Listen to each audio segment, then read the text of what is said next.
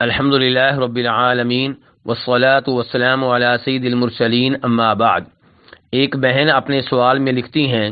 کہ میرے شوہر زنا کرتے ہیں، شراب پیتے ہیں، تو کیا اب بھی میرے اوپر واجب ہے کہ میں ان کی اطاعت کروں، جبکہ نبی علیہ الصلوۃ والسلام یہ فرماتے ہیں کہ جب تم میں سے کوئی برائی دیکھے تو اسے چاہیے کہ اسے ہاتھ سے تبدیل کرے، اگر ہاتھ سے تبدیل کرنے کی طاقت نہیں رکھتا تو پھر اپنی زبان سے برائی کو ختم کرنے کی کوشش کرے، اور اگر زبان سے بھی برائی کو ختم کرنے کی طاقت نہیں رکھتا تو کم از کم برائی کو دل میں برا جانے۔ بہن کہتی ہیں کہ جب ہم اس حدیث پہ عمل کریں گے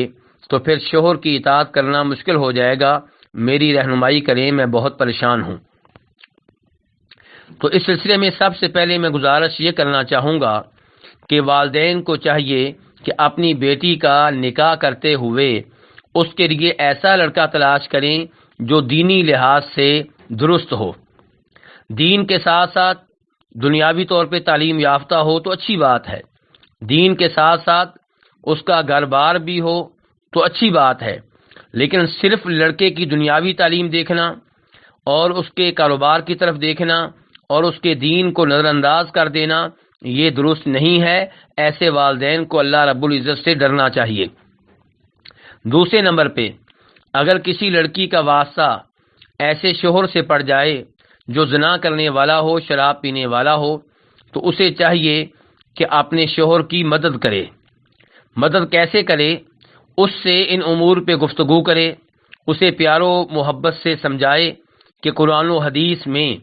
شراب پینے والے اور زنا کرنے والے کے بارے میں کیا وعید آئی ہے۔ مثال کے طور پہ نبی علیہ الصلوۃ والسلام فرماتے ہیں شراب کے بارے میں کہ اس پہ بھی لعنت جو شراب پیتا ہے، اس پہ بھی لعنت جو شراب لے کر جاتا ہے،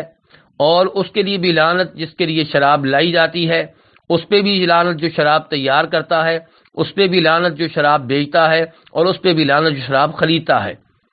اس سے اندازہ لگایا جا سکتا ہے کہ شراب پینا کتنا بڑا جرم ہے۔ ایسے ہی نبی علیہ الصلوۃ والسلام فرماتے ہیں کہ شراب پینے والے کو روز قیامت جہنمیوں کی پینا پڑے گی۔ آپ اس سے اندازہ لگا سکتے ہیں کہ شراب پینے والا روز قیامت کہاں پہ ہوگا، کیونکہ حدیث میں کہا جا رہا ہے کہ اس کو جہنمیوں کی پینا پڑے گی۔ اس قسم کی احادیث اپنے شوہر کے سامنے ذکر کی جائیں تاکہ وہ اللہ رب العزت سے ڈر جائے، اور نصیحت کے لیے مختلف انداز اور مختلف اسلوب اختیار کیے جائیں اور مختلف اوقات میں اسے نصیحت کی جائے، اور اس سلسلے میں لڑکے کے والدین سے مدد لی جائے، لڑکے کے بھائیوں سے مدد لی جائے، لڑکے کی بہنوں سے مدد لی جائے، اور لڑکی کو چاہیے اپنے والدین سے بھی اس مسئلے میں تعاون لے۔ سمجھدار لوگوں کو چاہیے، بزرگوں کو چاہیے کہ وہ ایسے لڑکے کو سمجھائیں اور اسے گناہ سے دور رکھنے کے سلسلے میں راضی کریں، اسے اس بات پہ قائل کریں کہ وہ اپنی بری محفل چھوڑ دے، برے دوستوں کو چھوڑ دے، اس گلی محلے کو چھوڑ دے جہاں پہ رہنے کی وجہ سے وہ زنا بھی کرتا ہے اور شراب بھی پیتا ہے۔ کسی ایسے علاقے میں چلا جائے، کسی ایسے ملک میں چلا جائے، کسی ایسے محلے میں چلا جائے جہاں پہ اچھے لوگ رہتے ہوں، جن کی صحبت میں رہ کے وہ گناہوں سے باز رہ سکے۔ عورتوں کو چاہیے کہ وہ اپنے تعلقات ان فیملیوں سے بنانے کی کوشش کریں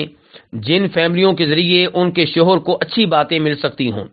اور عورتوں کو چاہیے کہ ان فیملیوں سے خاوند کے تعلقات قائم نہ ہونے دیں جن فیملیوں سے تعلقات قائم ہونے کی صورت میں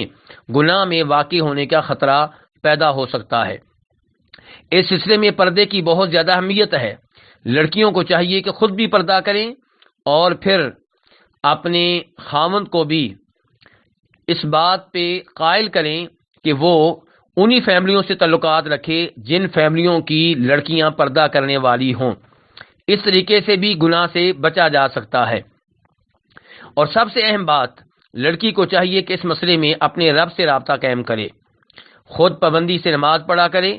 تہجد کے ٹائم پہ اللہ کے سامنے ہاتھ پھیلا دے، اللہ کے سامنے روئے، اللہ کے سامنے گڑ گڑاہٹ کا اظہار کرے اور اللہ سے التجائیں کرے، کیونکہ بندوں کے دل اللہ کے ہاتھ میں ہیں۔ جب اللہ تعالیٰ دل پھیرنے پہ آئیں تو پھر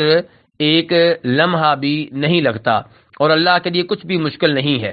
اس لیے لڑکیوں کو چاہیے کہ وہ پہلے تو اپنے گناہوں کے اللہ سے توبہ استغفار کریں، کیونکہ یہ مصیبتیں ہمارے گناہوں کی وجہ سے آتی ہیں، اور اس کے بعد اللہ تعالیٰ سے درخواست کریں کہ اللہ تعالیٰ ان کے شوہر کو ہدایت دے۔ جہاں تک تعلق ہے ایسے خاوند کی اطاعت کرنے نہ کرنے کا، تو گزارش یہ ہے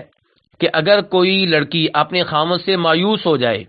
اور اس کو یہ بات سمجھ میں آ جائے کہ یہ گناہ چھوڑنے والا نہیں ہے، یہ گناہ سے بعد آنے والا نہیں ہے، اس سے توبہ کی امید نہیں ہے، تو ایسے خاوند سے طلاق لی جا سکتی ہے اور خلا کا راستہ بھی اختیار کیا جا سکتا ہے۔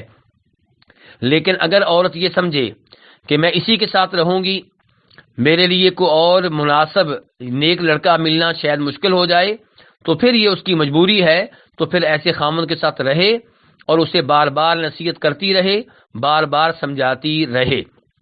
اور اگر کبھی خاوند کی کسی بات میں اطاعت نہ کرنے سے اس کو یہ امید ہو کہ میں اگر چند امور میں اس کی اطاعت نہ کروں، عارضی طور پہ اس کی بات نہ مانوں، تو یہ گناہ چھوڑ دے گا، گناہوں سے بعد آ جائے گا، تو یہ راستہ اختیار کرنے میں بھی انشاءاللہ کوئی حرج نہیں ہے، لیکن ازدواجی تعلقات میں رکاوٹ نہیں بننا چاہیے، اور یہ راستہ عارضی طور پہ اختیار کرنا چاہیے، ورنہ عورت کو یاد رکھنا چاہیے کہ اس پہ واجب ہے کہ خاوند کی جائز امور میں اطاعت کرے، لیکن خاوند کی ان امور میں اطاعت کرنے کی اجازت نہیں ہے جن امور میں اطاعت کرنے سے رب العالمین کے ناراض ہونے کا خطرہ ہو۔ واللہ تعالی اعلم۔